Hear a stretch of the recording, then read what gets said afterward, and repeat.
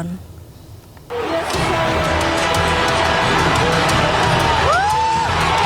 Kericuan ini pecah usai Persipura Jayapura kalah 0-1 dari Adiaksa FC dalam laga play-off perebutan satu tempat ke Liga 1 Super League. Ratusan supporter mengamuk masuk ke lapangan melempari dan mengejar pemain lawan. Supporter yang emosi bahkan sampai merusak sejumlah fasilitas di dalam stadion.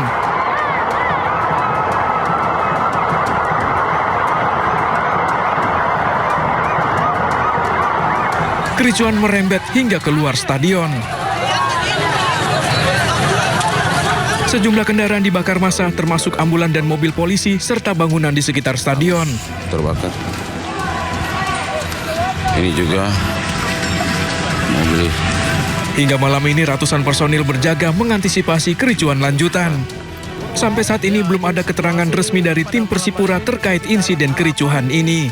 Di Stadion Lukas NMB, ini pendukung Persipura, mereka memeriksa setiap mobil yang keluar dari lapangan. Pemirsa, ratusan pengunjuk rasa melempar puluhan ular berbisa saat berunjuk rasa di pendopo Bupati Kabupaten Indramayu, Jawa Barat. Ya, ular-ular tersebut sengaja mereka bawa sebagai hadiah bagi Bupati Indramayu, Luki Hakim.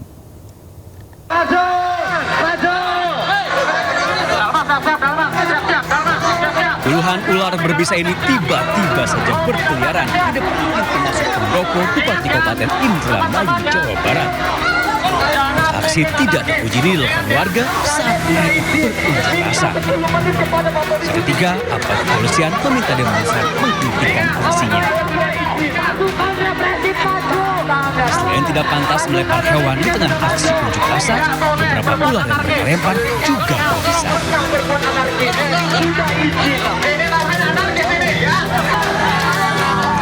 Tak terima aksinya dihalau, ratusan pengunjuk rasa nekat menerobos gerbang pendopo. Aksi saling dorong pun tidak dapat dihindari. Kawan-kawan, itu rumah kita. Mereka akan dibawa lagi kita. Akan datang. Kita tidak butuh perwakilan. Banyak puluhan ular berbisa itu sengaja dibawa warga untuk memberikan kepada Bupati Indramayu Luki Hakim. Ratusan mengaku tidak puas dengan kerja Luki Hakim, termasuk tentang pengelolaan sampah yang kian menumpuk. Pertama dalam isu lingkungan, kami punya bukti-bukti mungkin sedikit di titik lokasi tempat pembuangan sampah yang katanya itu legal dan ada bak sampahnya, tetapi tidak diangkut secara berulang-ulang kali ataupun setiap hari tidak diangkut sehingga mangkrak, dan itu ada 3 bak sampah. Legislatif, pengawasan akan, tetapi ketika ada hal-hal itu kong teman-teman, sedangkan Tidak berhasil bertemu Bupati, demonstran akhirnya berorasi menyampaikan keluh kesah mereka. Hingga aksi selesai, Bupati Indramayu Luki Hakim tidak cukup. Dari Indramayu, Jawa Barat, Pak Iskandar Ainus melaporkan.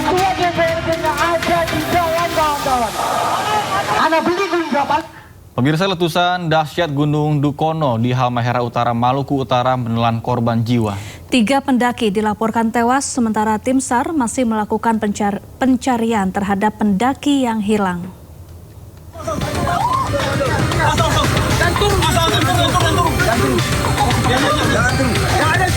Rekaman video wisatawan menunjukkan semburan abu vulkanik yang membumbung tinggi disertai material pijar keluar dari kawah Gunung Dukono.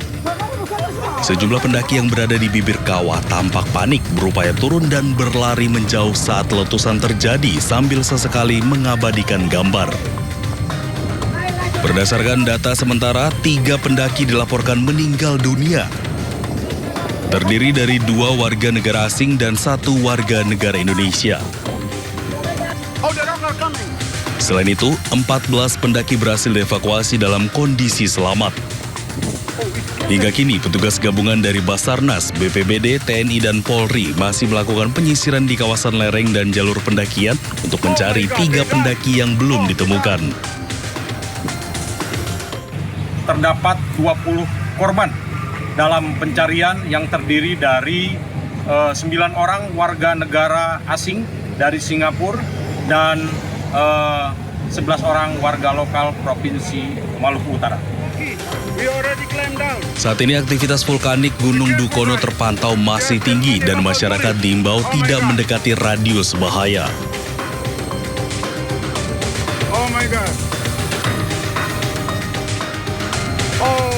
Curah hujan tinggi di Kabupaten Bone, Sulawesi Selatan mengakibatkan 2 kecamatan dilanda banjir.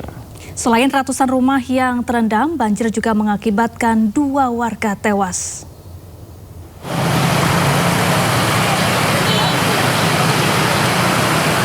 Tingginya curah hujan di Kabupaten Bone, Sulawesi Selatan mengakibatkan sejumlah kelurahan di 2 kecamatan di Kabupaten Bone diterjang banjir.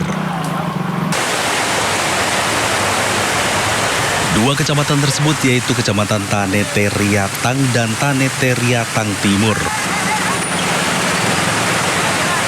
Akibatnya ratusan rumah terendam banjir. Ketinggian air dari setengah meter hingga 2 meter. 69 orang dievakuasi tim gabungan Basarnas, Brimob, Polres Bone, BPBD, dan Satpol PP yang melakukan gerak cepat membawa warga yang terdampak ke tempat yang lebih aman.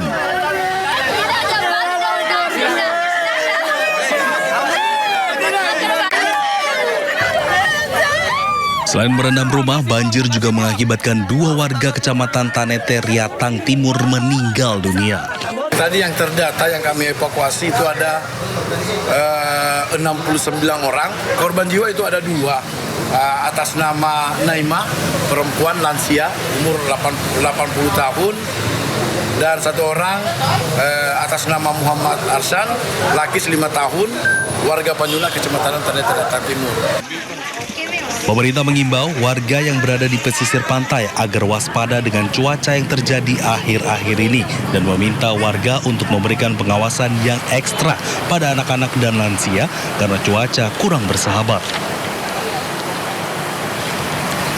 Dari Kabupaten Bone, Sulawesi Selatan, Bulan Sri Indramaya, iNews melaporkan.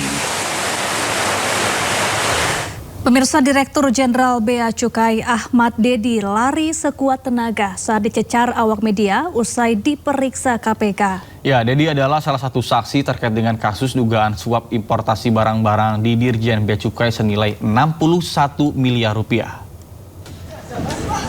Pak, kemana Pak? Hei Pak! Pak, kemana Pak? Hei Pak! Komisi Pemberantasan Korupsi jadwalkan pemeriksaan sejumlah saksi terkait kasus dugaan suap importasi barang di Dirjen Bea Cukai senilai 61 miliar rupiah. Salah satu yang diperiksa Ahmad Dedi selaku PNS Bea Cukai. Selesai pemeriksaan, Dedi memilih lari saat meninggalkan gedung Merah Putih KPK. Dedi lari sekuat tenaga untuk menghindari awak media yang mencoba menginformasi materi pemeriksaannya. Dedi terus lari hingga jalan umum depan gedung Merah Putih KPK meski berlawanan arah dengan kendaraan bermotor yang melintas.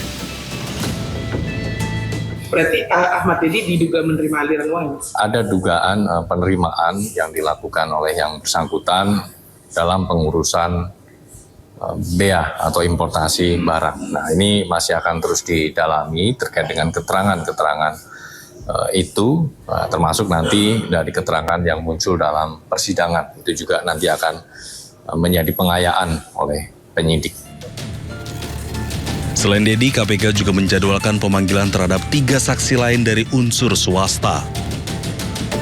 Ketiganya adalah Heri Setiono, Hari Tomi, dan Hana PRB.